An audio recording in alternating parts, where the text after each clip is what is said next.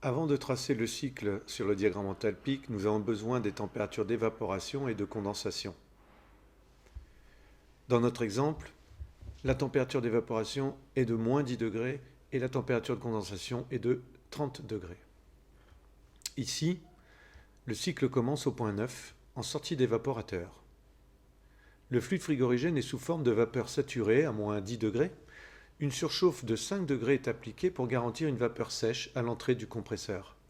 La température au point 9 devient donc moins 5 degrés. Dans la ligne d'aspiration, le fluide récupère encore 10 degrés de chaleur. La température au point 1, à l'entrée du compresseur, atteint plus 5 degrés. Le fluide est ensuite compressé de façon isentropique. Le point 2 se situe sur l'isobar de condensation à la pression correspondant à une condensation à 30 degrés. En sortie de compresseur, le fluide entre dans la ligne de refoulement et subit une désurchauffe. La température au point 3 est de 45 degrés. Du point 3 au point 4, la désurchauffe se termine. Entre le point 4 et le point 5, la condensation s'effectue à température constante de 30 degrés.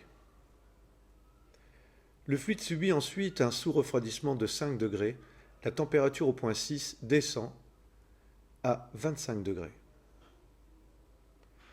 Dans la ligne liquide, un second sous-refroidissement de 5 degrés est appliqué. La température au point 7 atteint 20 degrés. Le fluide passe ensuite au détendeur. La détente est isenthalpique, ce qui ramène la température au point 8 à moins 10 degrés. Enfin, le fluide entre dans l'évaporateur où il s'évapore en récupérant de la chaleur pour revenir au point 9 et boucler le cycle.